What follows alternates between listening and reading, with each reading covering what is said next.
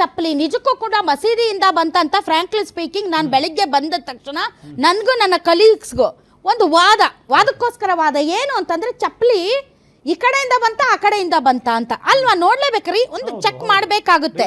ಒಂದು ವೇಳೆ ಬಂದಂತಹ CCTV ಫುಟೇಜ್ಗಳನ್ನ ಯಾರಾದ್ರೂ ತಿರ್ಚಿಬಿಟ್ಟಿದ್ರೆ, ಸೊ ನಾವು ಆ ಫುಟೇಜ್ ಅನ್ನ ಈ ಕಡೆ ಅಂದ್ರೆ ರಿವರ್ಸು ಪ್ಲೇ ಮಾಡಿದ್ವಿ ಮತ್ತು ಸೀದಾನು ಪ್ಲೇ ಮಾಡಿದ್ವಿ. ಸೊ ದಟ್ ಯಾವ ಕಡೆಯಿಂದ ಬಂದು ಆ ಜನರ ಮೂವ್ಮೆಂಟ್ ಅಲ್ಲೇ ಗೊತ್ತಾಗುತ್ತೆ ಯಾವ ಕಡೆಯಿಂದ ಬಂತು ಅಂತ.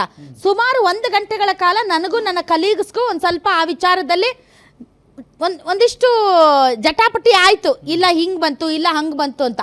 ಕೊನೆಗೆ ದೃಶ್ಯಗಳನ್ನ ಪದೇ ಪದೇ ನೋಡಿದ ಮೇಲೆ ಕನ್ಫರ್ಮ್ ಆಗಿದ್ದು ಹೌದು ಅದು ಮಸೀದಿಯಿಂದಲೇ ಬಂತು.